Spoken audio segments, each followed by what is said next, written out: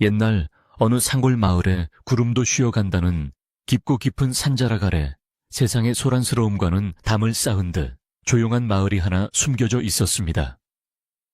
험준한 산세가 병풍처럼 둘러쳐져 있어 웬만한 길소는 그 입구를 찾기조차 힘든 곳이었는데, 그 덕분에 마을 사람들은 바깥 세상의 복잡한 일들에 휘말리지 않고 그들만의 평화로운 시간을 보내며 살아가고 있었습니다. 아침이면 산항해가 자욱하게 내려앉아 마을 전체를 포근하게 감싸 안았고, 해가 중천에 뜨면 맑은 계곡 물소리가 마을 어귀까지 청가하게 들려오는 그런 곳이었습니다. 사람들은 흙을 일구고 나무를 하며 욕심없이 하루를 보냈고, 해가 서산으로 넘어가면 집집마다 굴뚝에서 하얀 저녁 연기가 피어오르는 그림처럼 아름답고 정겨운 풍경이 이어지는 곳이었습니다. 이 마을의 가장 안쪽 대나무 숲이 울창하게 우거진 언덕배기에 마을의 다른 집들과는 조금 다른 기품이 서려 있는 초가집 한 채가 자리 잡고 있었습니다.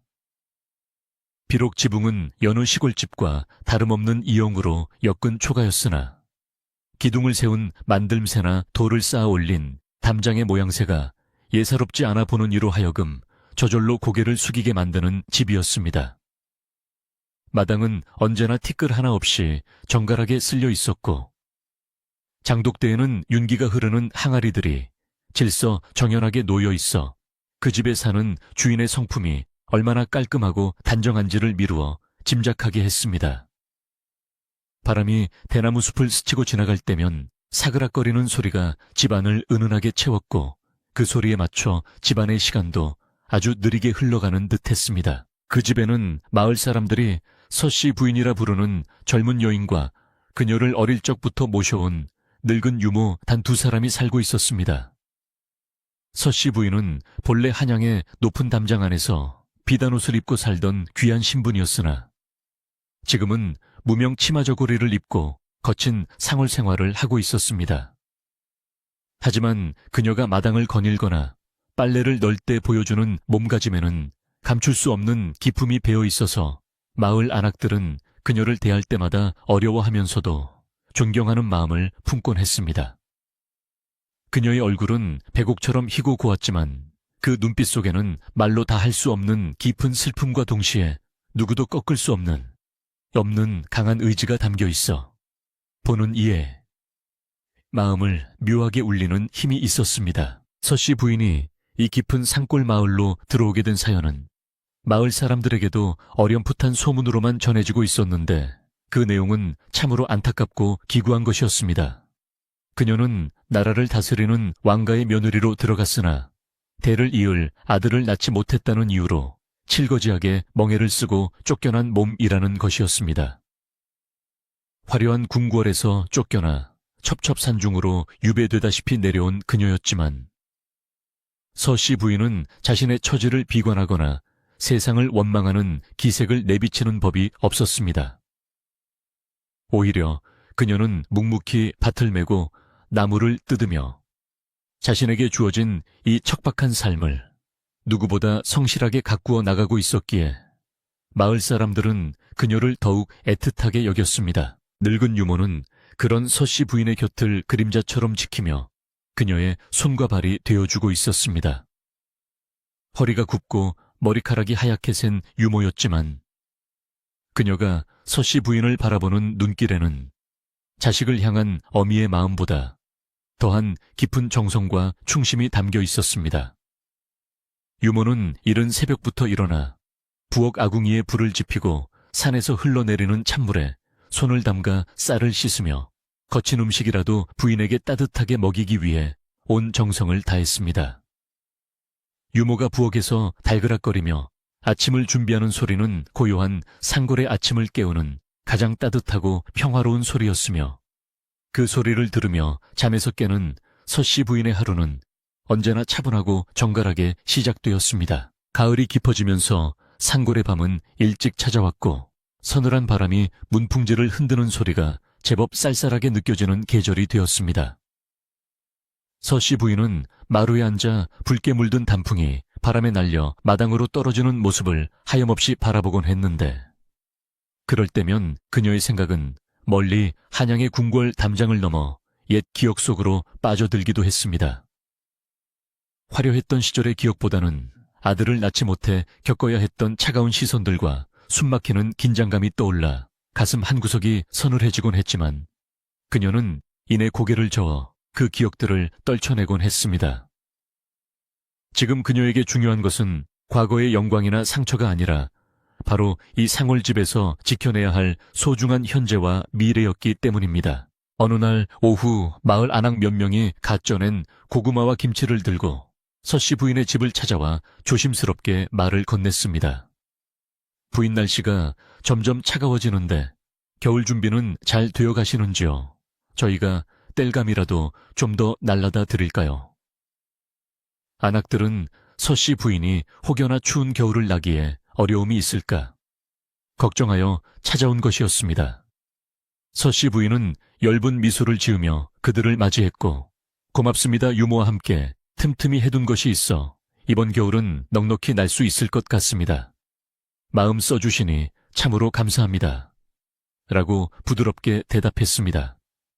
그녀의 목소리는 낮고 차분했으나 그 속에는 사람을 편안하게 만드는 따뜻한 울림이 있어 안악들은 그녀와 잠시 이야기를 나누는 것만으로도 마음이 놓이는 것을 느꼈습니다. 서씨 부인이 마을 사람들의 호의를 고마워하면서도 일정한 거리를 두는 데에는 남모를 이유가 있었습니다. 그녀의 집 안차의 깊숙한 곳, 병풍으로 가려진 작은 방에는 그녀가 목숨보다 더 소중히 여기는 비밀이 숨겨져 있었기 때문입니다. 왕가에서 쫓겨날 당시 그녀의 뱃속에는 이미 새 생명이 자라나고 있었는데 궁궐 사람들은 그 사실을 까맣게 모른 채 그녀를 내쫓았던 것입니다. 쫓겨난 뒤 이 상골에서 홀로 낳은 아이는 사내 아이였고 이 아이는 그녀가 살아가는 유일한 이유이자 희망이었습니다. 만약 이 아이의 존재가 세상에 알려진다면 왕가의 혈통을 잊지 못했다는 죄목으로 쫓겨난 자신의 처지가 더욱 위태로워질 뿐만 아니라 아이의 목숨까지도 장담할 수 없기에 그녀는 철저히 아이를 숨겨야만 했습니다. 유모는 낯선 인기척이 들릴 때마다 본능적으로 안채문 앞을 서성거리며 경계를 늦추지 않았습니다. 마을 사람들이 돌아가고 대문이 굳게 닫힌 뒤에야 유모는 안도의 한숨을 내쉬며 서씨 부인에게 다가와 낮은 목소리로 말했습니다. 마님, 오늘도 무사히 지나갔습니다. 저들이 아무리 좋은 마음으로 온다 한들 사람의 입이라는 것이 참으로 무서운 법이니 늘 조심하고 또 조심해야 합니다. 서씨 부인은 유모의 거친 손을 꼭 잡으며 고개를 끄덕였습니다. 압니다, 유모. 우리가 이 아이를 어떻게 지켜냈는데 절대로 들키지 않을 것입니다. 이 아이가 장성하여 제 발로 세상에 나갈 수 있을 때까지 우리는 죽은 듯이 살아야 합니다. 두 여인의 눈빛에는 비장함마저 감돌았습니다. 해질 무렵이 되면 서씨 부인은 방문을 걸어 잠그고 아이가 있는 방으로 들어갔습니다. 방 안에는 솜을 두툼하게 넣은 이불 위에 이제 막 걸음마를 떼기 시작한 어린아이가 곤히 잠들어 있거나 혼자 조용히 놀고 있었습니다. 아이는 어미를 닮아 맑고 큰 눈망울을 가지고 있었고 비록 상골에서 거친 옷을 입고 자랐지만 그 자태에는 감출 수 없는 귀티가 흘렀습니다. 서씨 부인은 아이를 품에 안고 볼을 비비며 하루 종일 긴장했던 마음을 녹이곤 했습니다. 아가 미안하구나. 너를 이 좁은 방에만 가두어 두어서. 하지만 언젠가는 너도 저 넓은 마당을 마음껏 뛰어다니고 더 넓은 세상을 호령할 날이 올 것이다. 그녀의 속삭임은 아이를 위한 자장가이자 스스로에게 거는 주문과도 같았습니다. 집 뒤편의 대나무 숲은 서씨 부인의 집을 세상으로부터 격리해주는 든든한 울타리 역할을 했습니다. 바람이 불 때마다 대나무들이 서로 몸을 부딪히며 내는 소리는 마치 세상의 험담이나 위협이 집 안으로 들어오지 못하도록 막아주는 방패 소리처럼 들렸습니다. 서씨 부인은 종종 뒤뜰에 나가 대나무 숲을 바라보며 마음을 다스렸습니다. 대나무가 모진 비바람에도 꺾이지 않고 곧게 자라는 것처럼 자신 또한 어떠한 시련이 닥쳐도 굴하지 않고 이 아이를 지켜내리라 다짐했습니다. 그녀에게 이 상월집은 단순한 유배지가 아니라 훗날을 도모하며 힘을 기르는 둥지와도 같은 곳이었습니다. 밤이 깊어지면 산골의 정적은 더욱 짙어졌습니다. 풀벌레 우는 소리만이 간간히 들려올 뿐 세상 모든 것이 잠든 시간에도 서씨 부인의 방에는 희미한 호롱불이 켜져 있었습니다. 그녀는 밤늦도록 바느질을 하며 아이의 옷을 찢거나 낡은 책을 꺼내 읽으며 아이에게 가르칠 글귀를 정리하곤 했습니다. 비록 스승을 모셔와 가르칠 수는 없었지만 그녀 자신이 왕가에서 배운 학식과 교양을 아이에게 전수하여 훗날 아이가 자신의 뿌리를 찾을 때 부끄러움이 없도록 하기 위함이었습니다. 한 땀 한 땀 바느질을 할 때마다 그녀는 아이의 장래를 축복하고 무병장수를 기원하는 마음을 불어넣었습니다. 어느 날 밤 유모가 따뜻한 숭늉을 들고 방으로 들어왔습니다. 마님, 밤이 깊었습니다. 이제 그만 눈을 붙이시지요. 이러다가 옥체라도 상하시면 어쩌시려고 그러십니까? 유모의 걱정 어린 말에 서씨 부인은 바느질감을 내려놓으며 미소를 지었습니다. 유모 잠이 오지 않는구려. 오늘따라 유난히 바람소리가 거칠게 들려서 말이오. 혹시 한양에서 무슨 소식이라도 들려올까? 아니면 누군가 우리를 찾아오지는 않을까 하는 부질없는 걱정이 드는구려. 서씨 부인의 말에 유모는 짐짓 단호한 표정으로 대답했습니다. 마님 걱정 마십시오. 이곳은 하늘도 숨겨놓은 곳입니다. 그 누구도 우리를 찾을 수 없습니다. 그리고 설사 누가 온다 한들 이 늙은이의 목숨이 붙어있는 한 마님과 도련님 털끝 하나 건드리지 못하게 할 것입니다. 유모의 든든한 말에 서씨 부인은 마음의 평안을 되찾았습니다. 그녀는 창문을 살짝 열어 밤하늘을 올려다보았습니다. 칠흑 같은 어둠 속에서 별들이 총총히 빛나고 있었습니다. 저 별들 중 하나는 분명 자신의 아이를 지켜주는 수호성일 것이라 믿으며 그녀는 두 손을 모아 간절히 기도했습니다.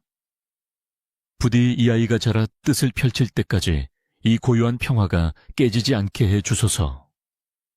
저에게 닥친 시련은 제가 다 감당할 테니 이 아이에게는 오직 따뜻한 햇살만 비치게 해 주소서.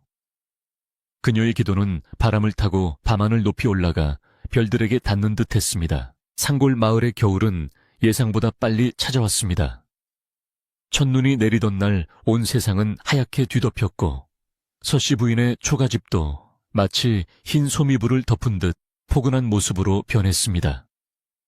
눈이 쌓여 길이 끊기자 마을 사람들의 왕래도 뜸해졌고 덕분에 서씨 부인의 집은 더욱 완벽한 고립 속에 평온을 누릴 수 있었습니다. 서씨 부인은 아이를 안고 툇마루에 앉아 소리 없이 내리는 눈을 바라보며 아이에게 눈에 대해 설명해 주었습니다. 아가 저게 눈이란다. 세상의 더러운 것들을 모두 덮어 깨끗하게 만들어주는 고마운 것이지.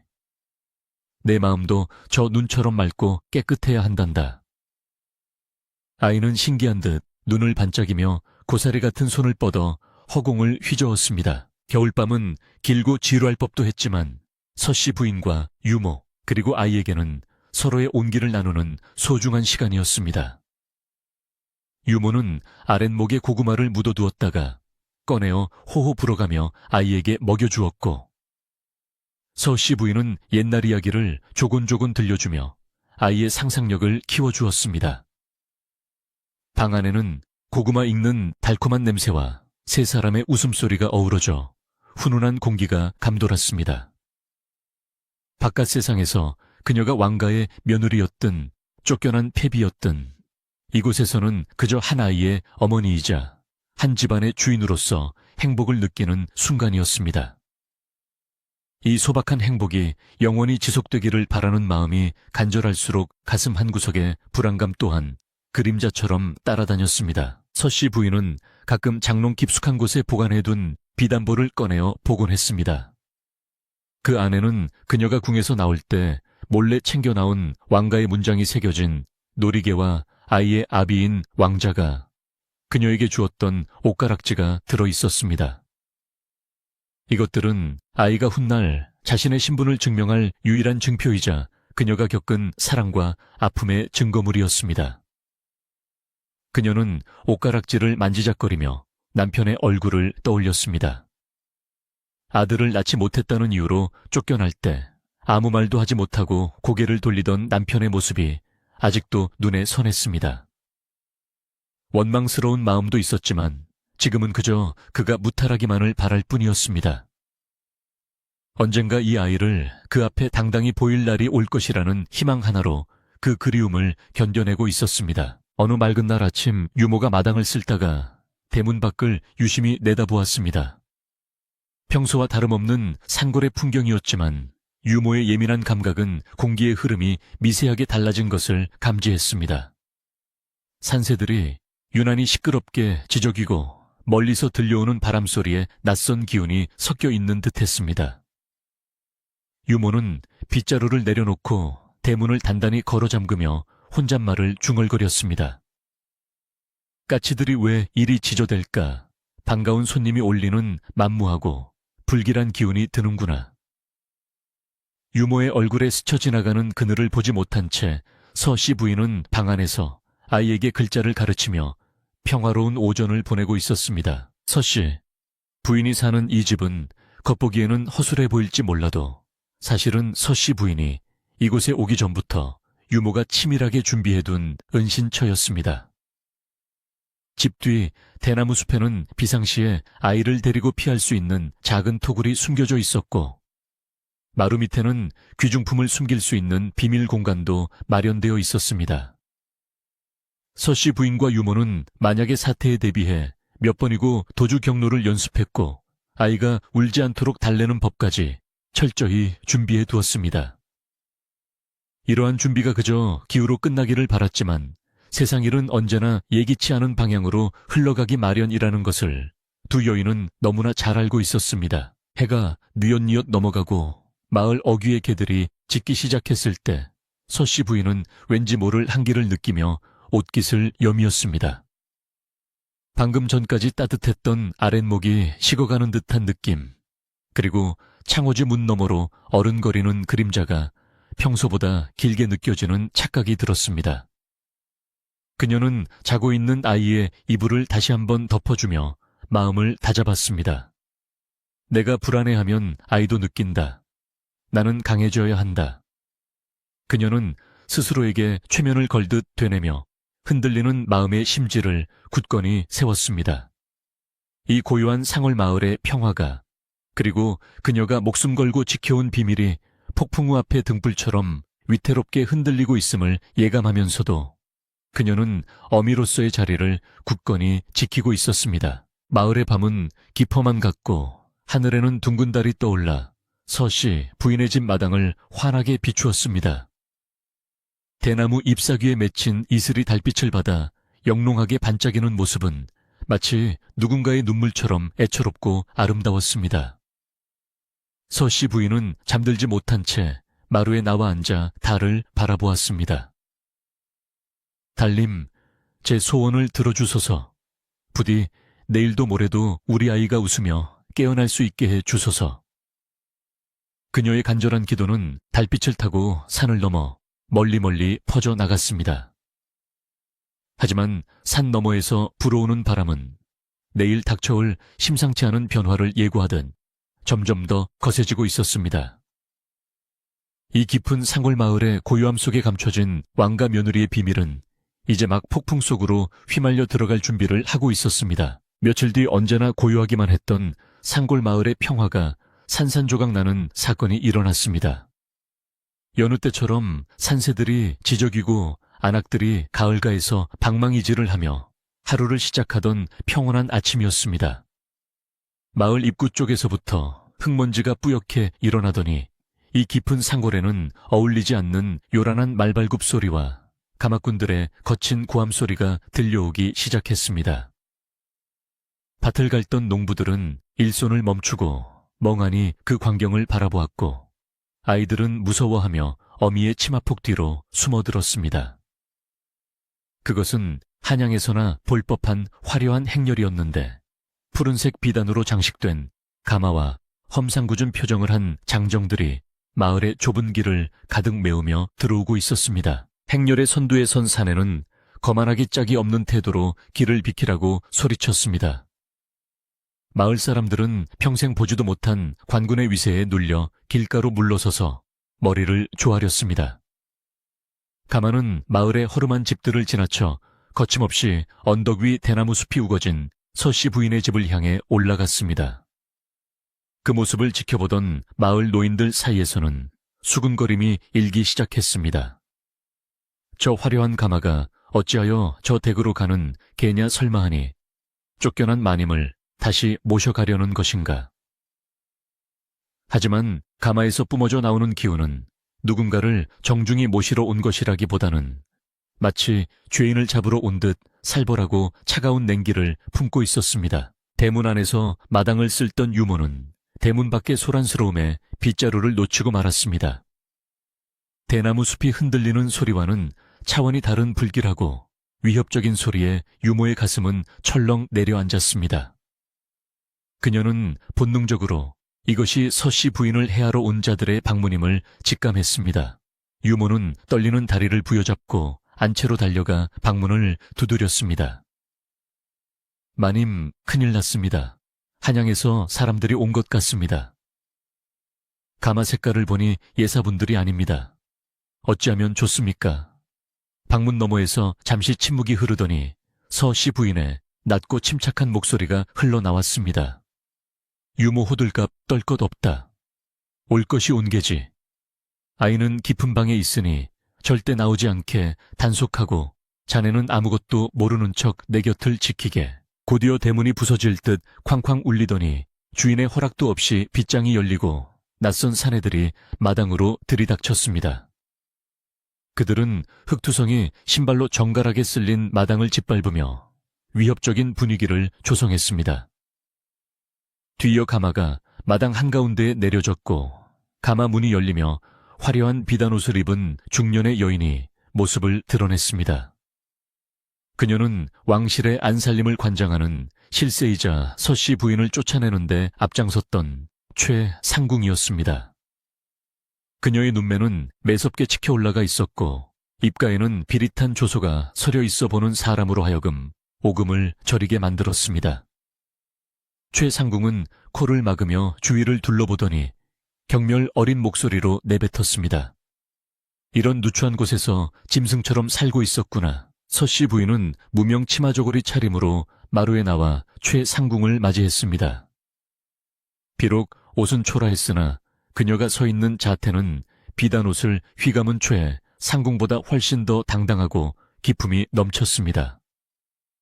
서씨 부인은 고개를 꼿꼿이 든 채 차가운 눈으로 최상궁을 응시하며 입을 열었습니다. 여기가 어디라고 함부로 들어오는가?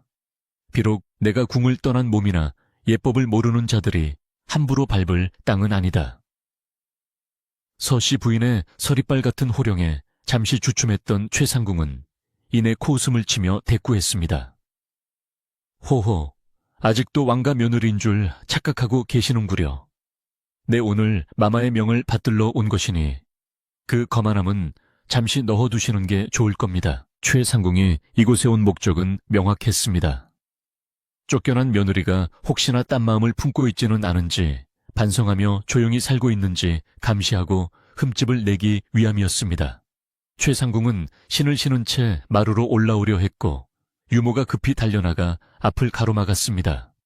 아무리 상궁마마라 하셔도 신을 신고 오르시다니요. 이것은 법도에 어긋나는 일입니다. 유모의 외침에 최상궁은 눈 하나 깜짝하지 않고 옆에 있던 하인에게 눈짓을 했습니다. 하인은 거친 손으로 늙은 유모를 밀쳐버렸고 유모는 마당 바닥에 나뒹굴었습니다. 서씨, 부인의 눈에서 불꽃이 튀었습니다. 내 사람에게 손대지 마라. 이것이 네가 배운 궁중 법도더냐. 서씨 부인은 급히 마당으로 내려와 유모를 부축해 일으켰습니다. 흙 묻은 유모의 옷을 털어주며 서씨 부인은 분노를 억누르려 입술을 깨물었습니다. 최상궁은 그 모습을 보며 비웃음을 흘렸습니다. 어머나 꼴이 말이 아니구려. 고귀하신 분이 아랫것과 흙바닥에서 뒹구는 꼴이라니. 소문대로 정신이 온전치 못한 모양이군. 최상궁은 마당을 거닐며 장독대를 지팡이로 툭툭 치기도 하고 말려놓은 나무를 발로 헤집으며 온갖 행패를 부렸습니다. 그것은 단순한 검문이 아니라 서씨 부인의 자존심을 짓밟고 그녀가 일구어 놓은 소박한 삶을 모독하려는 의도적인 도발이었습니다. 마을 사람들은 담장 너머로 이 기막힌 광경을 지켜보며 발을 동동 구를 뿐이었습니다. 누구 하나 나서서 말릴 엄두를 내지 못하는 상황에서 평소 마을 어기 정자나무 아래 앉아 말없이 지내던 늙은 스님 한 분이 지팡이를 짚고 서씨 부인의 집 대문 안으로 들어섰습니다. 스님은 소란스러운 마당 한가운데를 가로질러 최상궁 앞에 섰습니다. 낡은 승복을 입은 스님이었지만 그 눈빛만은 형형하게 빛나고 있어 최상궁도 함부로 말을 자르지 못했습니다. 스님은 나직하지만 쩌렁쩌렁 울리는 목소리로 말했습니다. 귀한 손님이 오셨으면 덕을 베풀고 가야지 어찌 독을 뿌리고 가려 하십니까?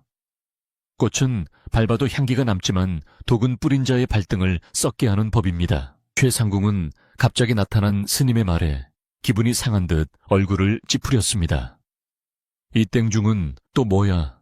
감히 누구 앞에서 훈계 지르냐? 그녀가 소리쳤지만 스님은 허허 웃으며 서씨 부인 쪽을 바라보았습니다. 부인, 너무 심려치 마십시오. 구름이 해를 가린다고 해가 없어지는 것은 아닙니다. 다만 지금은 바람이 거세니 문단속을 철저히 하시고 귀한 것은 더 깊이 감추셔야 할 것입니다. 스님의 말은 마치 서씨 부인이 숨기고 있는 아이의 존재를 알고 있는 듯한 뉘앙스를 풍겼습니다. 서씨 부인은 스님의 눈을 보며 깜짝 놀랐지만 이내 스님이 자신을 돕고 있음을 깨닫고 고개를 살짝 숙여 감사를 표했습니다. 기분이 잡친 최상궁은 스님을 무시하고 다시 서씨 부인에게 시선을 돌렸습니다. 흥, 헛소리 집어치우고 내 오늘 이곳을 샅샅이 뒤져볼 참이다. 혹여나 궁에서 훔쳐온 물건이라도 숨겨두었는지 아니면 딴 사내라도 숨겨두고 사는지 내 눈으로 확인해야겠다. 최상궁의 명령이 떨어지자마자 하인들이 우르르 안채와 사랑채 부엌으로 흩어져 뒤지기 시작했습니다. 서씨 부인의 얼굴이 하얗게 질렸습니다. 아이가 있는 방만큼은 절대로 들켜서는 안 되었기 때문입니다. 그녀는 필사적으로 표정 관리를 하며 최상궁 앞을 막아섰습니다. 내 살림살이래야 볼 것도 없다. 하지만 내 침소만큼은 허락할 수 없다. 엽대다이. 서씨, 부인이 완강하게 버티자 최상궁의 의심은 더욱 깊어졌습니다. 호우 침소의 꿀단지라도 숨겨두었나 보지. 저렇게 길을 쓰고 막는 것을 보니 더 수상하구나. 여봐라. 저 안방 문을 뜯어서라도 열어보거라. 최상궁의 고함 소리에 하인들이 안방 문고리를 잡고 흔들기 시작했습니다. 유모가 달려들어 하인들의 팔을 물어뜯으며 저항했지만 역부족이었습니다. 서씨 부인은 눈앞이 캄캄해지는 것을 느꼈습니다. 문이 열리고 아이가 발각되는 순간 모든 것이 끝장날 것이라는 공포가 그녀를 집어삼켰습니다. 바로 그때 방 안에서 아이의 울음소리가 터져 나올 뻔한 찰나 밖에서 요란한 닭 울음소리가 들려왔습니다. 마당 한구석 닭장에 갇혀있던 장달기 하인들의 소란에 놀라 탈출하여 마당을 휘젓고 다니기 시작한 것입니다. 장달근 부두덕거리며 최상궁의 머리 위로 날아올랐고 놀란 최상궁은 비명을 지르며 뒤로 넘어졌습니다. 흙바닥에 엉덩방아를 찧은 최상궁의 비단치마는 진흙투성이가 되었고 머리에 꽂은 장식들이 흐트러져 꼴이 우습게 변했습니다. 하인들은 주인이 넘어지자 방을 뒤지던 것을 멈추고 우왕좌왕하며 최상궁에게 달려갔습니다. 이 틈을 타 유모는 재빨리 안방문을 몸으로 막아서며 헛기침을 크게 하여 방 안의 소리가 밖으로 새어 나오지 않게 덮었습니다. 망신을 당한 최상궁은 얼굴이 불그락푸르락해져서 악을 썼습니다. 이 빌어먹을 집구석 닭새끼까지 나를 무시해 당장 저 닭을 잡아라. 하인들이 닭을 쫓느라 마당은 아수라장이 되었고 서씨 부인은 가슴을 쓸어내렸습니다. 하늘이 도우신 것인지 잠시나마 위기를 모면할 수 있었습니다. 최상궁은 하인들의 부축을 받아 겨우 일어났지만 이미 체면은 구겨질 대로 구겨진 상태였습니다. 그녀는 씩씩거리며 옷을 털고는 서씨 부인을 노려보았습니다. 오늘 운이 좋았다고 생각하지 마라. 내 오늘은 이만 물러가지만 이 마을에 머물며 내년의 꼬투리를 반드시 잡아낼 것이다. 최상궁과 일당들은 쫓기듯 대문 밖으로 나갔지만 그들은 마을을 떠나지 않았습니다. 마을 어귀에 있는 주막을 통째로 빌려 짐을 풀고 서씨 부인의 집을 감시할 태세를 갖추었습니다. 불청객들이 물러간 뒤 서씨 부인의 집 마당에는 폭풍이 휩쓸고 간 듯한 적막과 어수선함만이 남았습니다. 깨진 장독 조각들과 흐트러진 나물들, 그리고 바닥에 주저앉은 유모의 모습이 처량하기 그지없었습니다. 서씨 부인은 떨리는 손으로 유모의 어깨를 감싸 안았습니다. 유모 괜찮은가? 많이 다치지는 않았는가? 유모는 눈물을 글썽이며 고개를 저었습니다. 저는 괜찮습니다. 헌대마님, 저들이 마을에 눌러 앉는다 하니 이를 어쩌면 좋습니까? 도련님이 발각되는 것은 시간 문제일 텐데 그날 밤 서씨 부인의 집에는 불이 켜지지 않았습니다. 불빛이 새어나가면 감시하는 자들의 눈에 띌까 염려하여 어둠 속에서 숨을 죽이고 있어야 했기 때문입니다. 서씨 부인은 아이를 품에 꼭 안고 방구석에 웅크려 앉았습니다. 아이는 낯선 사람들의 고함 소리에 놀랐는지 평소보다 칭얼거렸고 서씨 부인은 아이의 입을 젖으로 물리고 등을 토닥이며 달래야 했습니다. 밖에서는 가을바람 소리가 마치 맹수의 울음소리처럼 들려왔고 문풍지가 떨릴 때마다 그녀의 심장도 함께 쿵쾅거렸습니다.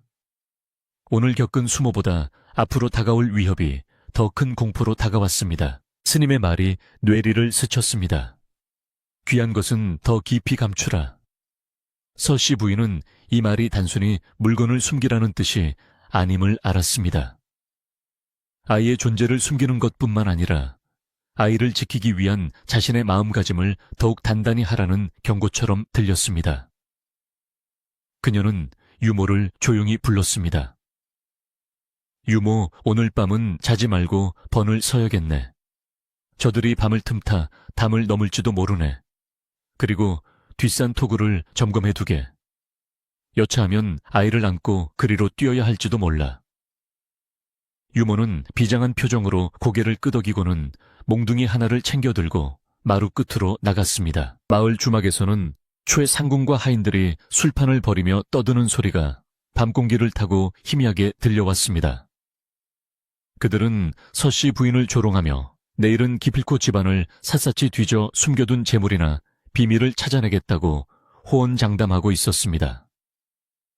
마을 사람들은 불안해서 잠을 이루지 못했고 삼삼오오 모여 내일 벌어질 일을 걱정했습니다.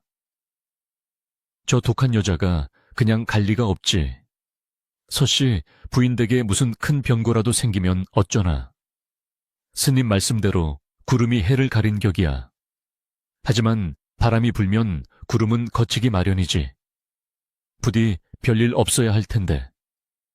마을 사람들의 걱정 섞인 한숨이 깊어가는 가을밤을 더욱 쓸쓸하게 만들었습니다. 새벽이 가까워오자 서씨 부인은 비로소 아이를 잠재우고 벽에 기대어 잠시 눈을 붙였습니다. 꿈속에서 그녀는 다시 궁궐에 있었습니다. 화려한 옷을 입고 있었지만 주변은 온통 얼음장처럼 차가웠고 사람들은 손가락질을 하며 그녀를 비웃었습니다. 그때 등 뒤에서 따뜻한 손길이 느껴져 돌아보니 성장한 아들이 늠름한 모습으로 서 있었습니다. 아들은 그녀의 손을 잡으며 어머니 이제 걱정 마십시오. 제가 지켜드리겠습니다. 라고 말했습니다. 그 목소리에 놀라 잠에서 깬 서씨 부인은 식은땀을 흘리고 있었습니다. 창밖은 여전히 어두웠지만 그녀는 이 꿈이 예지몽이기를 간절히 바라며 다시 한번 마음속에 칼을 갈았습니다. 아침이 밝아오자 긴장감은 최고조에 달했습니다. 최상궁이 보낸 하인들이서 시 부인의 집 담장 주위를 맴돌며 안을 훔쳐보기 시작했습니다. 그들은 마치 먹잇감을 노리는 하이에나처럼 집요하고 끈질겼습니다. 유모는 마당에서 일을 하는 척하며 그들의 동태를 살폈지만 불안감은 감출 수 없었습니다. 서씨 부인은 겉으로는 태연하게 책을 읽는 척했으나 귀는 온통 바깥의 인기척에 쏠려 있었습니다. 이제 더 이상 피할 수 없는 대결의 시간이 다가오고 있음을, 그리고 그 대결의 결과가 자신과 아이의 운명을 송두리째 바꿔놓을 것임을 직감하고 있었습니다. 그때 담장 밖에서 하인 한 명이 소리쳤습니다. 마님, 여기 좀 보십시오. 뒤뜰 빨랫줄에 이상한 것이 걸려 있습니다. 최상궁이 득달같이 달려와 하인이 가리키는 곳을 쳐다보았습니다. 그곳에는 유모가 실수로 걷지 못한 아이의 작은 베넷 저고리 하나가 바람에 팔랑거리고 있었습니다. 비록 낡고 작은 옷가지였으나 그것은 이 집에서 시부인과 유모 외에 어린아이가 살고 있다는 명백한 증거였습니다. 최상궁의 눈이 번뜩였습니다. 저것 봐라, 내 예감이 맞았어. 저 안에 쥐새끼 같은 것이 숨어있는 게 분명해.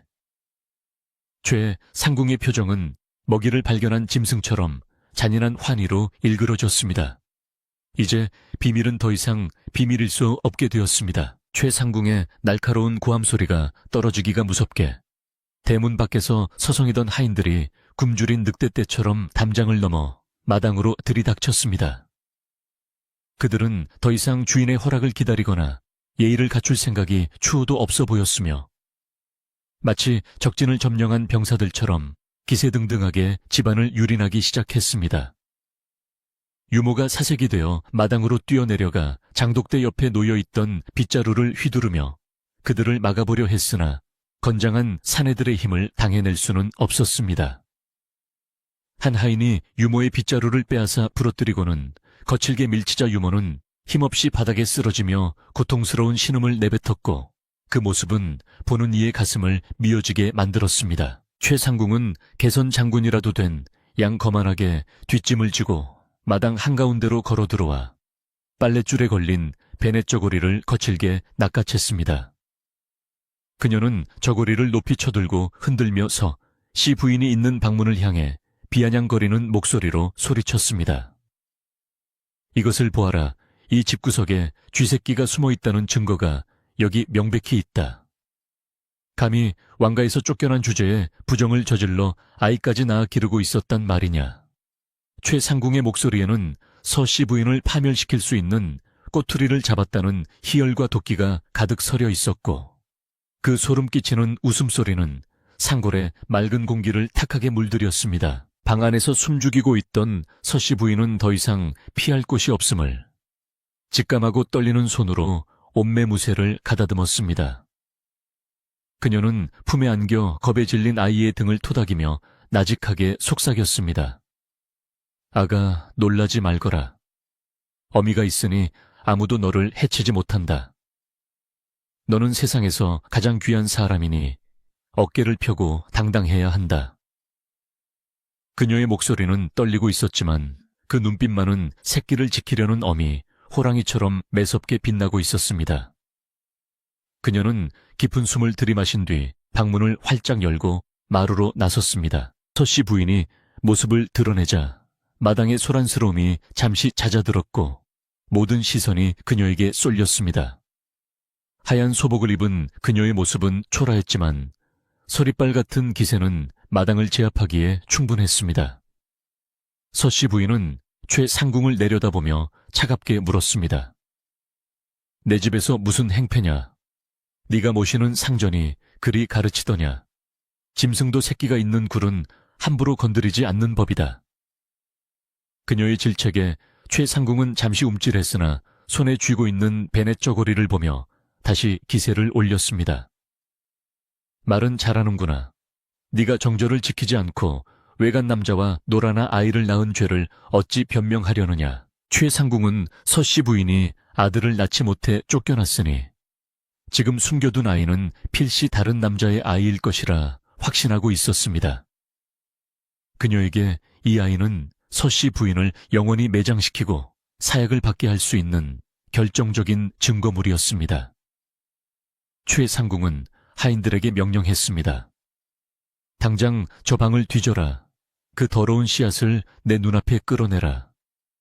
내 오늘 인연의 가면을 벗기고 그 죄를 천하에 알릴 것이다. 하인들이 우르르 마루로 올라오려 하자 시부인은 문 앞을 가로막고 섰습니다. 한 발짝만 더 움직이면 내 혀를 깨물고 자결하여 너희들의 무도함을 죽어서라도 고발할 것이다. 서씨 부인의 섰을 퍼런 위협에 하인들은 주춤하며 뒤로 물러섰습니다. 그녀가 정말로 자결이라도 한다면 왕가의 며느리였던 사람을 죽음으로 몰고 갔다는 책임에서 자유로울 수 없었기 때문입니다.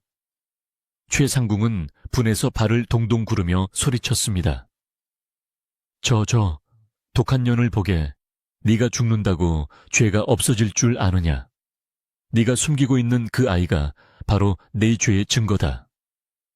그때 방 안에서 아이의 울음소리가 터져 나왔습니다. 으앙으앙.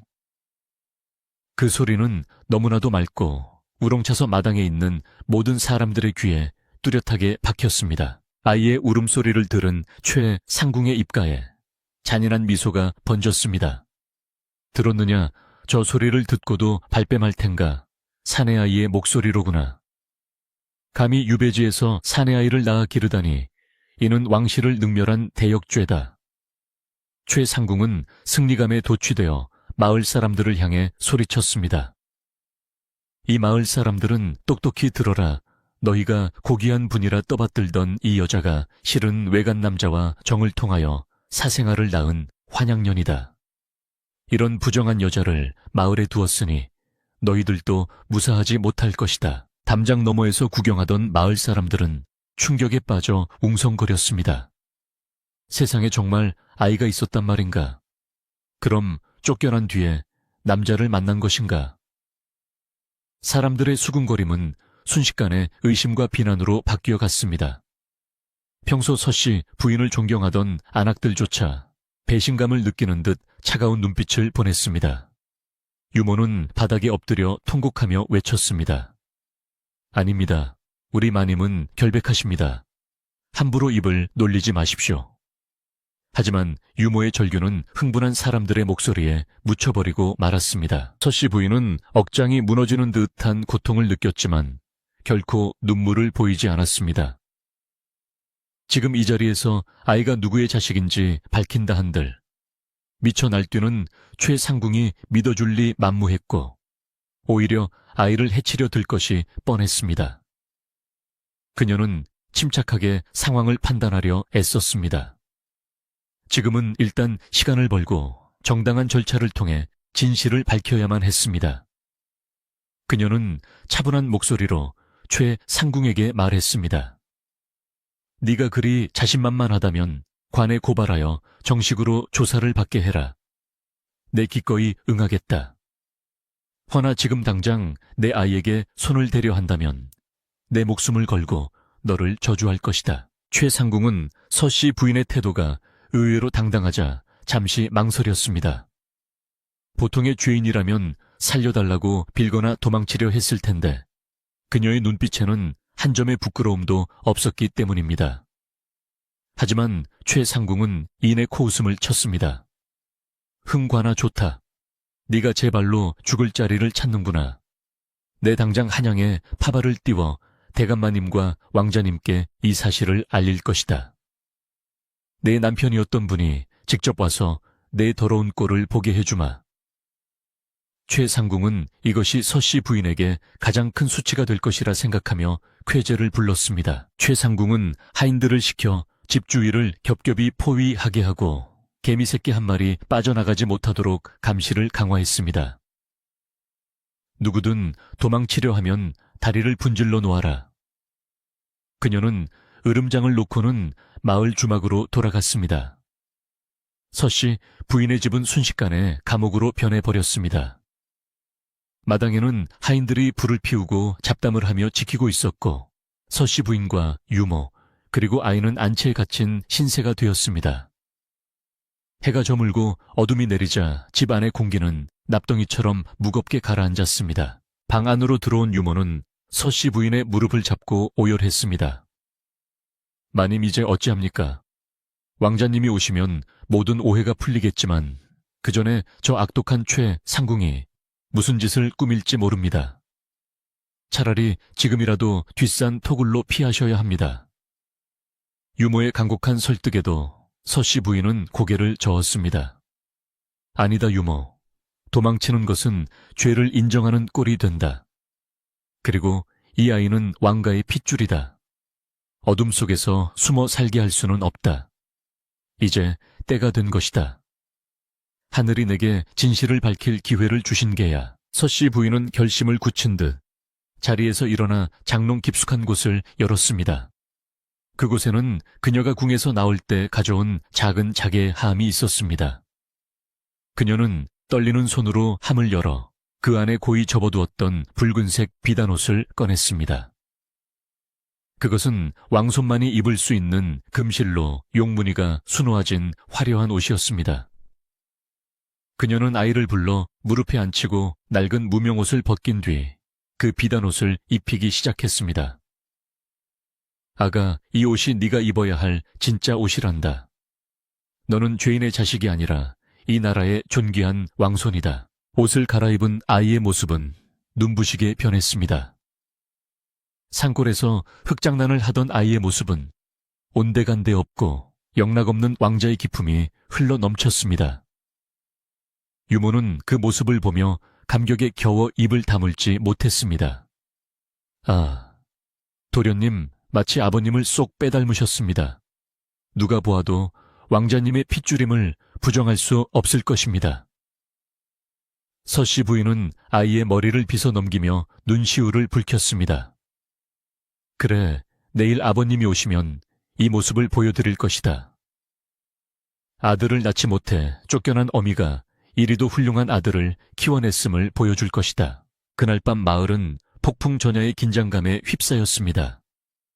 최 상궁은 승리를 확신하며 술잔을 기울였고 마을 사람들은 내일 벌어질 일을 걱정하며 잠 못 이루었습니다. 그때 마을 어귀의 정자나무 아래서 묵묵히 지켜보던 노승이 지팡이를 짚고 일어나 서씨 부인의 집 쪽을 향해 합장 배례를 올렸습니다. 나무 관세음보살, 진흙 속에서 연꽃이 피어나든 시련 속에서 진실이 드러나리라. 부디 그 향기가 온 세상에 퍼지기를. 스님의 연불소리는 밤바람을 타고 은은하게 퍼져나가 불안에 떨고 있는 서씨 부인의 집을 감싸 안았습니다. 밤이 깊어 새벽으로 넘어가던 시간, 갑자기 밖에서 말발굽 소리가 요란하게 들려왔습니다. 최 상궁이 보낸 파발이 한양에 닿기도 전에 이미 누군가가 이쪽으로 오고 있었던 것입니다. 서씨 부인은 예민한 감각으로 그 소리가 단순한 파발마가 아님을 알아차렸습니다. 수십 필의 말이 움직이는 웅장한 소리. 그것은 왕가의 행차를 알리는 소리였습니다. 서씨 부인의 심장이 세차게 뛰기 시작했습니다. 오셨구나. 그분이 오고 계셔. 그녀는 직감적으로 남편인 왕자가 이곳을 향해 오고 있음을 느꼈습니다. 사실 왕자는 며칠 전부터 마음이 불안하여 잠을 이루지 못하고 있었습니다. 꿈속에서 부인이 피를 토하며 우는 모습을 본 뒤 신하들의 만류를 뿌리치고 사냥을 핑계삼아 이 상올 마을 근처까지 와 있었던 것입니다. 마을 입구에 도착한 왕자의 행렬은 최 상궁의 하인들과 마주쳤습니다.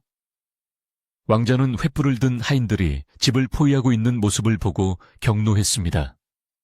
이게 무슨 짓들이냐? 감히 누구의 명으로 내 부인의 집을 포위하고 있느냐? 왕자의 호령 소리가 산골짜기를 쩌렁쩌렁 울렸습니다. 최 상궁은 왕자의 갑작스러운 등장에 혼비백산하여 맨발로 뛰어나왔습니다. 저 전하, 죽여주시옵소서 하오나 소인은 오직 왕실의 명예를 지키기 위해 저 안에 부정한 쥐새끼가 있다는 것을 밝혀내려 하였습니다. 최 상궁은 바닥에 머리를 찌으며 변명하기 바빴습니다. 왕자의 얼굴이 일그러졌습니다. 부정한 쥐새끼라니 그게 무슨 망발이냐.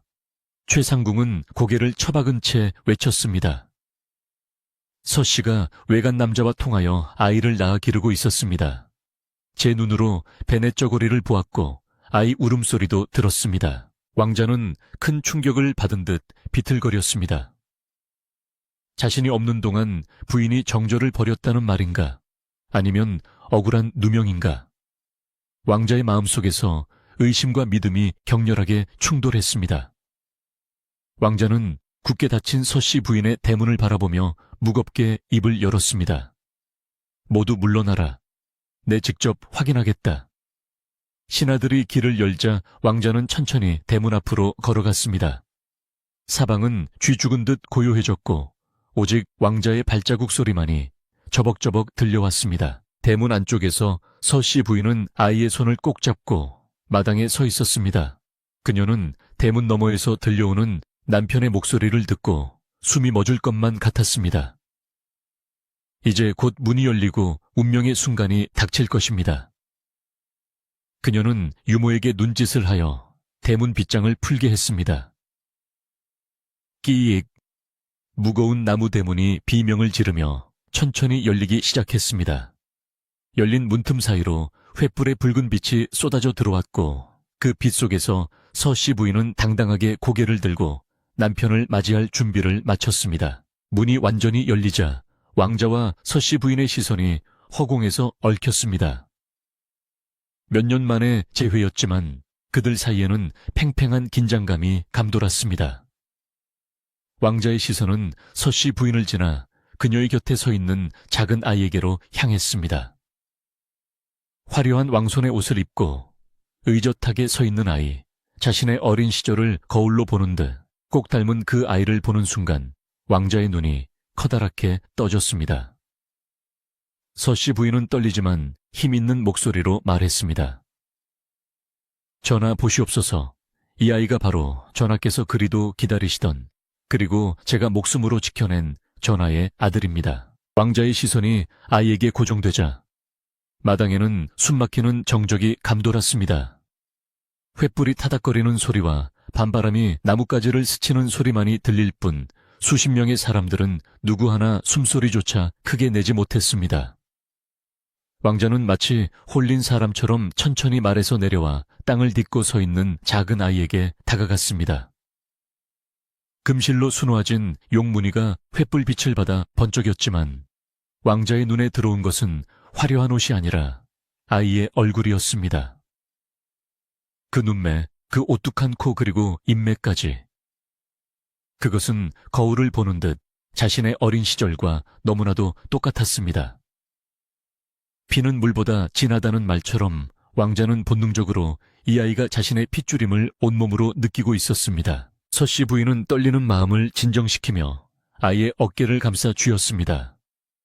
아가, 저분이 내 아버님이시다. 어서 인사를 올리거라. 아이는 낯선 사람들의 위세에 겁을 먹을 법도 했지만 어미의 가르침 덕분인지 의젓하게 고사리 같은 두 손을 모으고 왕자를 향해 절을 올렸습니다. 아버님, 소자 문안드립니다. 아직 앳된 목소리였지만 그 울림은 또렷하고 기품이 서려 있었습니다. 그 모습을 본 왕자의 눈시울이 붉어지기 시작했습니다. 쫓겨난 아내가 홀로 낳아 기른 아이가 이토록 훌륭하게 자라주었다는 사실에 가슴이 미어지는 듯한 통증과 감동이 동시에 밀려왔기 때문입니다. 그 순간 넋이 나간 듯 서 있던 최 상궁이 비명을 지르며 앞으로 달려 나왔습니다. 전하 속으시면 아니 도옵니다. 저것은 다 요망한 술수입니다. 어디서 굴러먹던 아이에게 왕실의 옷을 입혀 전하의 눈을 흐리게 하려는 것입니다. 최 상궁은 다급한 마음의 아이를 가리키며 삿대질을 해댔습니다. 그녀는 이 아이가 왕자의 아들로 인정받는 순간 자신의 목숨이 위태로워질 것을 알기에 필사적으로 사실을 부정하려 들었습니다. 어찌 쫓겨난 패비가 왕손을 낳을 수 있단 말입니까? 시기를 따져보아도 맞지 않습니다. 저 아이는 분명 다른 사내의 씨앗일 것입니다. 최 상궁의 악에 바친 고함 소리에 왕자의 표정이 차갑게 굳어졌습니다. 왕자는 천천히 고개를 돌려 최 상궁을 내려다보았습니다. 그 눈빛은 방금 전 아이를 볼 때의 따스함과는 정반대로 모든 것을 얼려버릴 듯한 살기를 품고 있었습니다. 닥쳐라. 내 눈에는 이 아이의 얼굴이 보이지 않느냐. 내 어린 시절을 아는 자라면 감히 저 아이가 남의 자식이라는 말을 입에 담지 못할 것이다. 왕자의 서슬, 퍼런 호통에 최상궁은 흠칫 놀라 뒷걸음질 쳤지만 여기서 물러서면 끝장이라는 생각에 다시 한번 억지를 부렸습니다. 하오나 전화 증거가 없지 않습니까? 확실한 물증 없이는 믿을 수 없습니다. 서씨 부인은 기다렸다는 듯 품속에서 비단 주머니를 꺼내어 왕자에게 내밀었습니다. 전하, 이것을 기억하시는지요? 왕자가 떨리는 손으로 주머니를 열자 그 안에는 반쪽으로 갈라진 옷가락지와 왕자가 직접 써주었던 서찰이 들어 있었습니다. 그리고 아이의 저고리 깃을 살짝 들치자 오른쪽 어깨 뒤에 붉은 점이 선명하게 드러났습니다. 그것은 왕가 직계 자손들에게만 드물게 나타난다는 왕자 자신도 가지고 있는 붉은 반점이었습니다. 왕자는 자신의 어깨를 만지며 탄식을 내뱉었습니다. 하늘이 내린 증표로구나. 더 이상 무슨 증거가 필요하겠느냐. 모든 것이 명백해지자 최상궁은 다리에 힘이 풀려 그 자리에 주저앉고 말았습니다. 그녀의 얼굴은 흑빛으로 변했고 입술은 파랗게 질려 더 이상 아무 말도 하지 못했습니다. 왕자는 분노로 몸을 떨며 최상궁을 향해 천둥 같은 목소리로 꾸짖었습니다. 내 인연 감히 왕실의 핏줄을 부정하고 죄 없는 내 처자식을 짐승 몰듯 하였구나. 네가 내 눈과 귀를 가리고 저지른 폐악질이 하늘을 찌르는데 어찌 살아서 국문을 나갈 생각을 하였느냐. 왕자의 분노가 폭발하자 주변에 있던 호위무사들이 일제히 칼을 뽑아들고 최상궁을 포위했습니다. 전하, 죽여 주시옵소서. 소인은 그저 마마의 명을 받들어 왕실의 기강을 바로잡으려 했을 뿐입니다. 최상궁은 바닥에 머리를 찌으며 살려달라고 빌었지만 이미 때는 늦었습니다.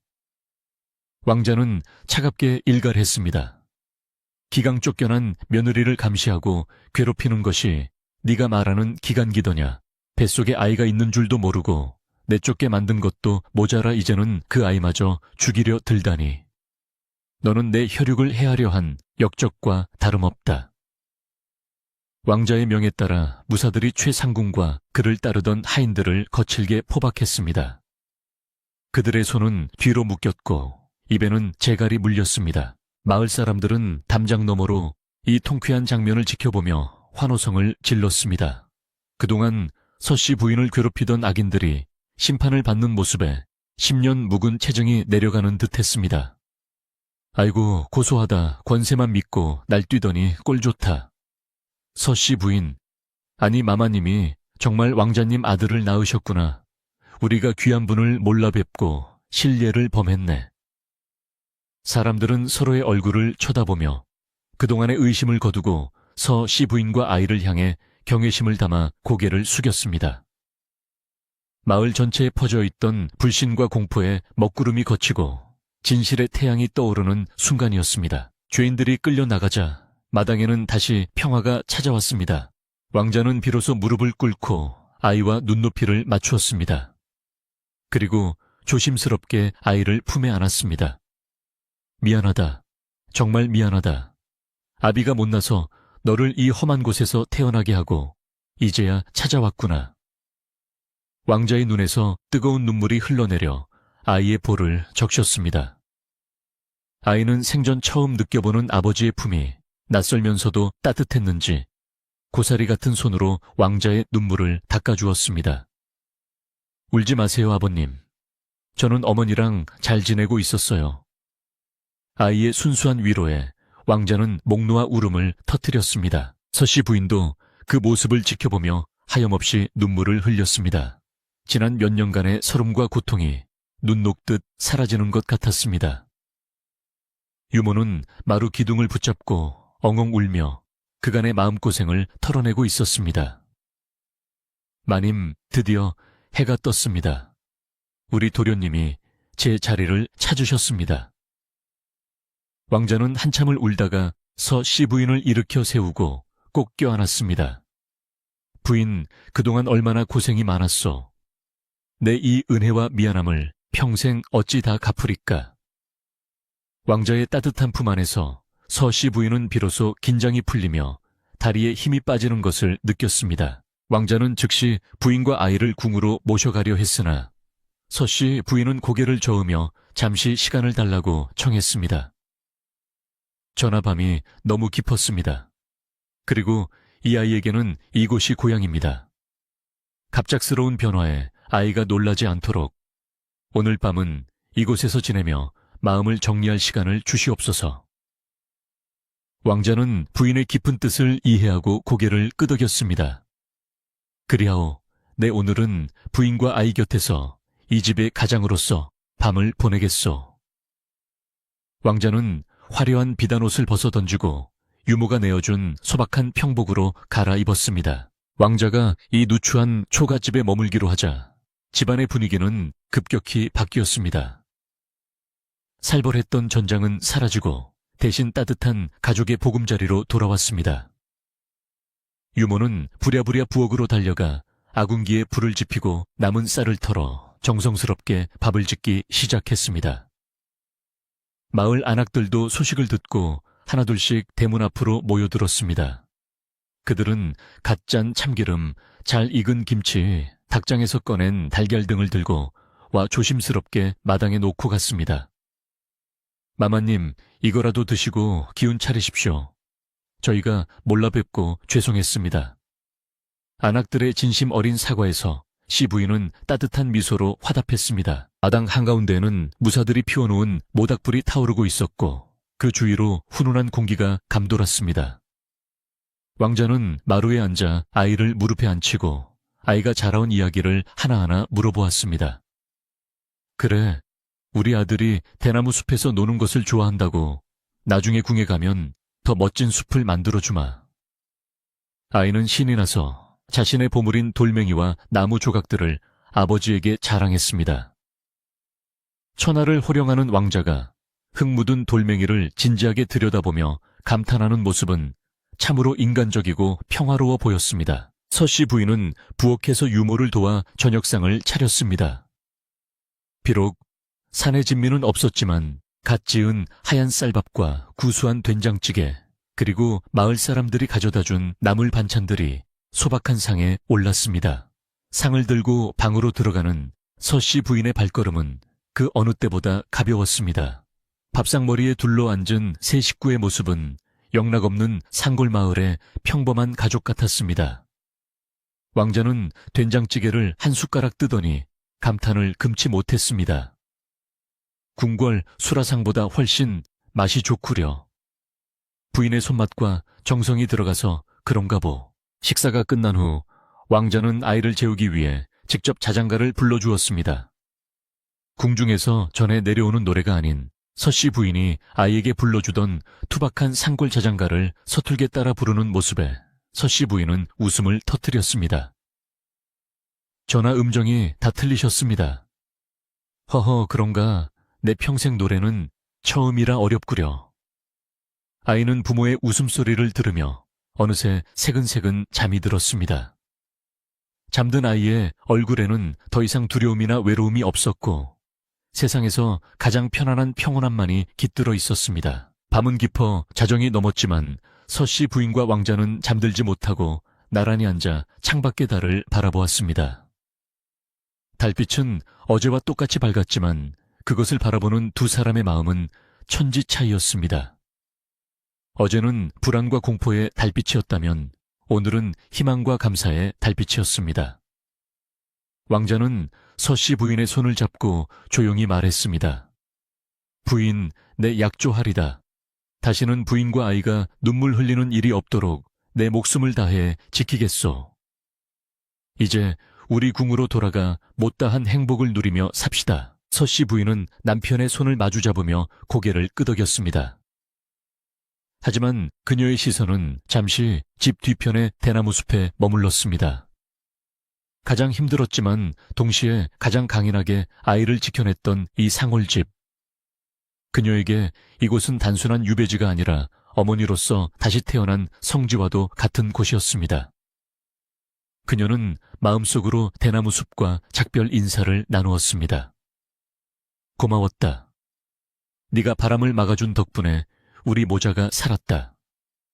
내 대쪽 같은 기상을 잊지 않고 궁으로 가져가마. 새벽녘동이 트기 전에 짙푸른 어둠 속에서 서씨 부인은 잠든 아이의 얼굴을 쓰다듬으며 생각에 잠겼습니다.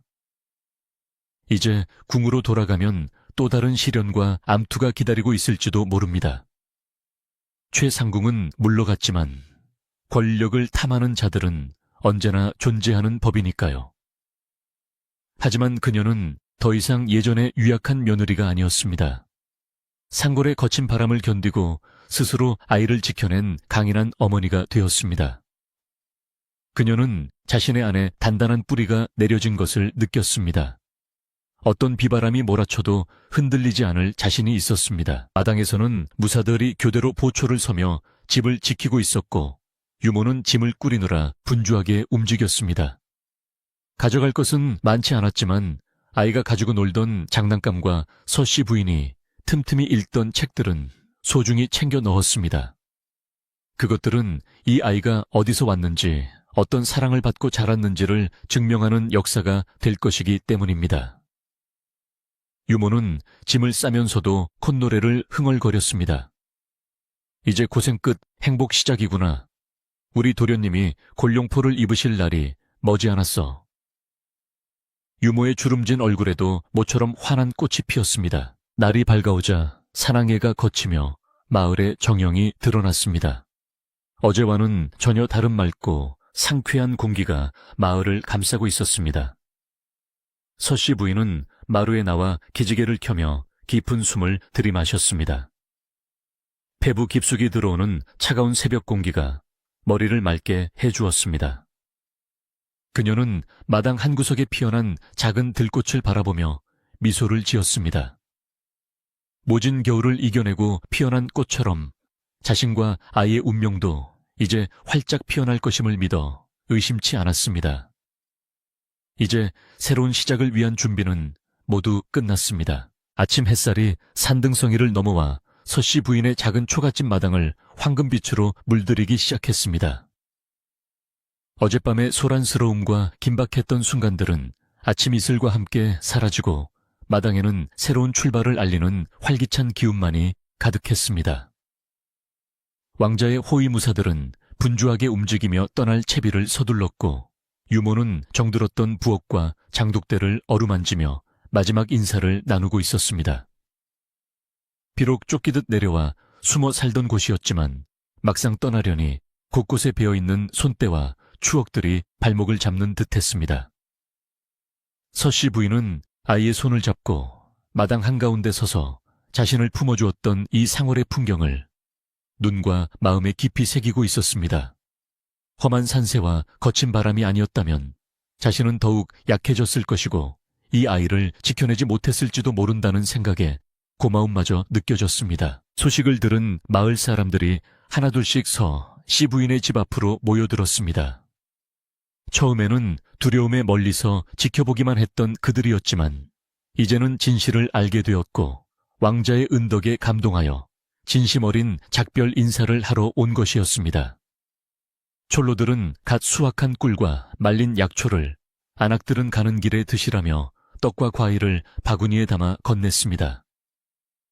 왕자는 그들의 소박하지만 따뜻한 정성에 감동하여 허리를 굽혀 감사의 뜻을 표했습니다. 그대들이 있었기에 내 처자식이 무사할 수 있었소.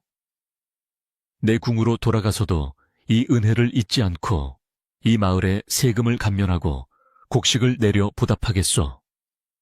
왕자의 약속에 마을 사람들은 환호하며 눈물을 흘렸습니다. 떠나기 직전 어제 서씨 부인을 도왔던 노승이 다시 한번 모습을 드러냈습니다. 스님은 서씨 부인과 아이 앞에 서서 온화한 미소를 지으며 합장했습니다. 부인 이제 긴 겨울이 끝나고 봄이 왔습니다. 산에서 배운 인내와 침묵의 지혜를 잊지 않으신다면 궁궐의 담장이 아무리 높다 한들 부인의 마음을 가두지는 못할 것입니다. 서씨, 부인은 스님의 말씀에 깊이 고개를 숙였습니다. 스님 주신 가르침을 잊지 않겠습니다.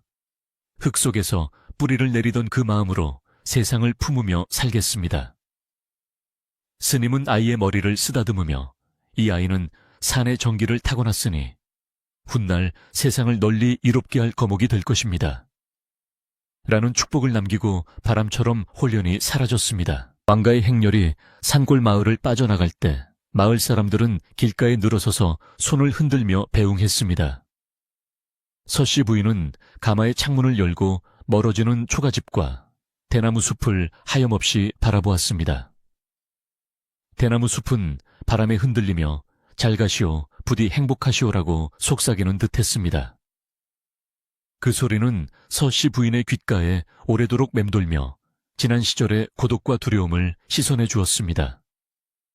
아이는 아버지인 왕자의 무릎에 앉아 신기한 듯 바깥 세상을 구경하느라 여념이 없었고, 왕자는 그런 아이에게 산과 강의 이름을 하나하나 알려주며 다정한 아버지의 모습을 보여주었습니다. 그 모습은 마치 오랜 시간 떨어져 있던 가족이 아니라 늘 함께해 온 것처럼 자연스럽고 평화로워 보였습니다. 한양으로 돌아가는 길은 서씨 부인이 쫓겨날 때와는 정반대의 풍경이었습니다. 그때는 죄인 취급을 받으며 남들의 눈을 피해 밤길을 재촉해야 했지만 지금은 왕실의 깃발을 앞세우고 백성들의 환호를 받으며 당당하게 입성하고 있었습니다.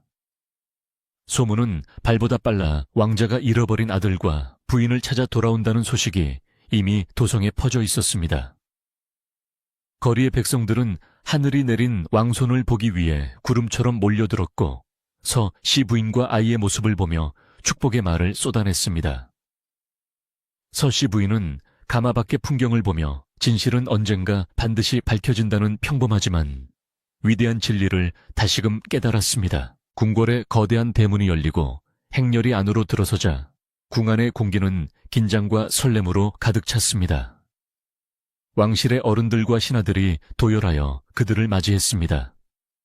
쫓겨날 때의 수모와 멸시의 시선은 온데간데 없고 모두가 경애와 호기심 어린 눈빛으로서 씨 부인과 아이를 바라보았습니다. 특히 왕의 아들이자 아이의 할아버지는 손자의 모습을 보자마자 옥좌에서 내려와 맨발로 달려 나왔습니다. 오, 내 새끼 내 핏줄이 살아있었구나. 할아버지는 아이를 번쩍 들어 올리며 기쁨의 눈물을 흘렸습니다. 아이는 낯선 환경에도 주눅들지 않고 할마마마 문안드립니다. 라고 또렷하게 말해 주위를 놀라게 했습니다. 서씨 부인은 다시 궁중의 예복으로 갈아입고 공식적인 자리에 섰습니다. 화려한 비단옷과 보석 장식이 그녀를 감쌌지만 그녀의 표정은 예전처럼 위축되거나 들떠있지 않았습니다. 상골에서 거친 옷을 입고 흙을 만지며 살았던 시간들이 그녀에게 거칠애보다 중요한 내면의 단단함을 선물해 주었기 때문입니다. 그녀는 왕과 왕비 앞에서 정중하면서도 기품 있게 절을 올렸고 그동안의 경위를 차분하게 설명했습니다. 그녀의 목소리에는 원망이나 분노 대신 어미로서 자식을 지켜낸 자부심과 왕실의 안녕을 비는 진심이 담겨 있어 듣는 이들의 마음을 숙연하게 만들었습니다. 왕실은 즉시 서씨 부인의 명예를 회복시키고 그녀를 쫓아내는데 동조했던 자들을 엄벌에 처했습니다. 하지만 서씨 부인은 왕에게 간청하여 그들의 처벌을 최소화해달라고 청했습니다. 전하, 제가 겪은 고통은 컸으나 그로 인해 더 강한 어미가 될 수 있었습니다. 이제 좋은 날을 맞이하였으니 피를 보기보다는 덕으로 품어주시는 것이 태어난 아이를 위해서도 좋을까 합니다. 그녀의 넓은 아량에 왕실 어른들은 다시 한번 감탄했고 그녀의 지위는 쫓겨나기 전보다 훨씬 더 높아지고 존경받게 되었습니다. 아이는 왕실의 적통 후계자로서 정식으로 책봉되었고 온 나라가 이를 축하하는 축제를 벌였습니다. 화려한 복권과 축하의 날들이 지나고 궁궐 생활이 점차 일상으로 자리 잡기 시작했습니다. 서씨 부인은 자신에게 배정된 넓고 화려한 처소보다 햇볕이 잘 드는 소박한 별채를 즐겨 찾았습니다. 그곳에 작은 텃밭을 일구고 산골에서 가져온 씨앗을 심어 아이와 함께 가꾸었습니다. 궁녀들은 왕실의 마마님이 직접 호미를 드는 것을 보고 놀라 말리려 했지만 서씨 부인은 웃으며 고개를 저었습니다. 이것은 내 아이에게 흙의 소중함과 생명의 신비를 가르치는 공부란다. 땀 흘려 얻은 열매가 가장 달다는 것을 잊게 해서는 안 된다. 유모는 그런 서씨 부인의 곁에서 흐뭇한 미소를 지으며 어린 나인들에게 텃밭 가꾸는 법을 가르쳐 주기도 했습니다. 유모는 이제 상궁 칭호를 받고 아랫사람들을 거느리는 위치가 되었지만 여전히 서씨 부인과 아이의 곁을 가장 가까이에서 지켰습니다. 그녀는 궁궐의 젊은 궁녀들에게 산골에서의 무용담을 들려주는 것을 낙으로 삼았습니다. 호랑이가 나올 법한 깊은 산속에서 우리 마마님이 어찌나 강인하셨는지 너희들은 모를 게다. 최상궁 그 표독한 여자가 왔을 때도 눈 하나 깜짝 안 하시고 유모의 이야기는 날이 갈수록 조금씩 과장되어 갔지만 그 속에 담긴 충심과 사랑만은 변함이 없었습니다.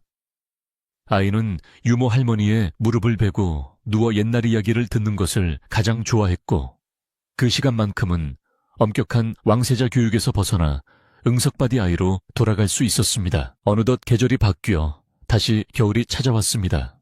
서씨 부인은 창밖으로 소리 없이 내리는 한방눈을 바라보며 1년 전 산골집에서의 겨울을 떠올렸습니다. 그때는 추위와 배고픔 그리고 발각될지도 모른다는 공포 속에 떨었지만 지금은 따뜻한 화로와 두툼한 비단 이불이 그녀를 감싸고 있었습니다. 하지만 그녀는 그 시절의 애틋했던 온기를 잊을 수 없었습니다.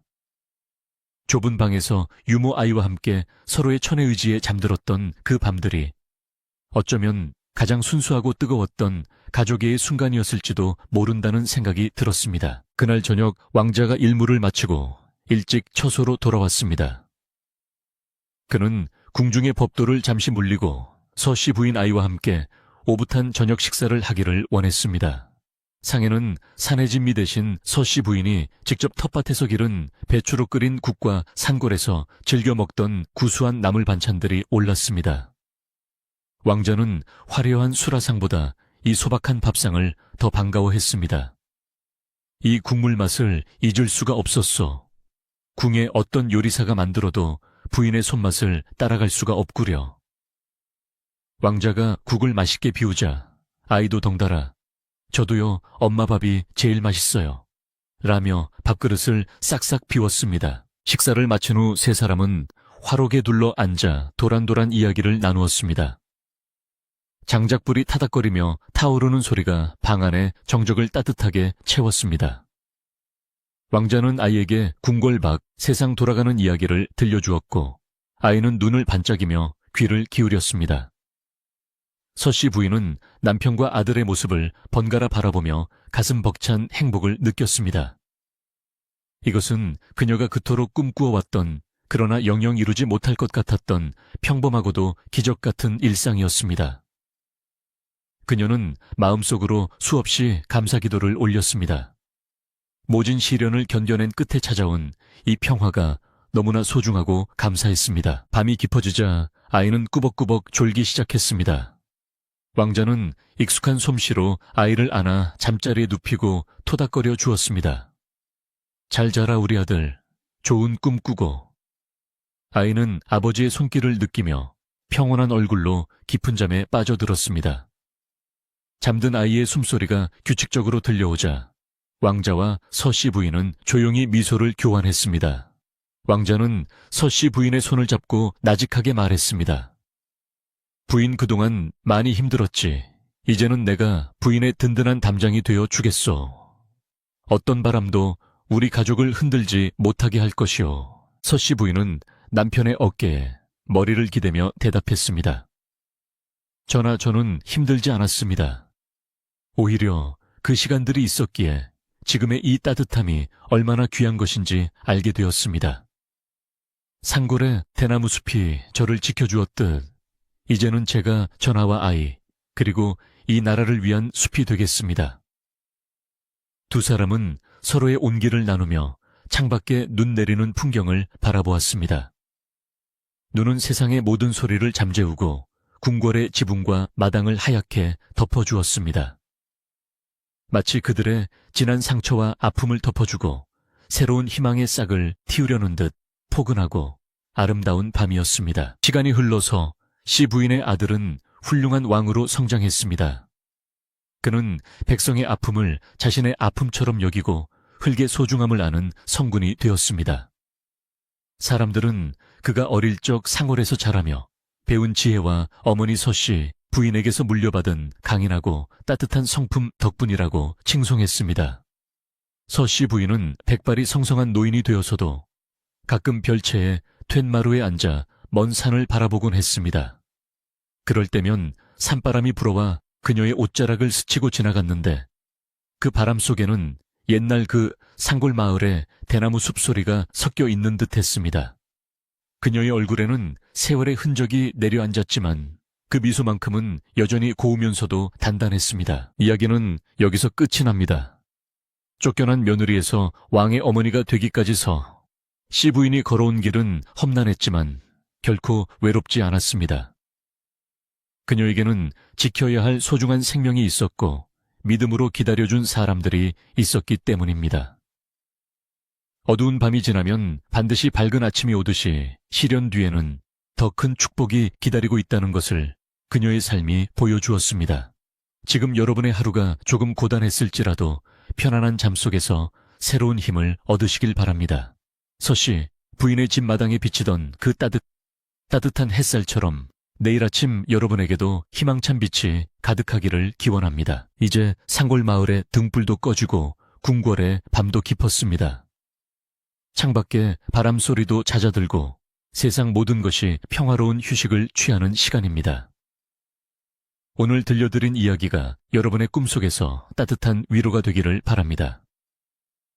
걱정과 근심은 모두 저 밤하늘의 별들에게 맡겨두시고 부디 편안하고 깊은 잠에 드시기를 바랍니다. 안녕히 주무세요. 좋은 꿈 꾸세요.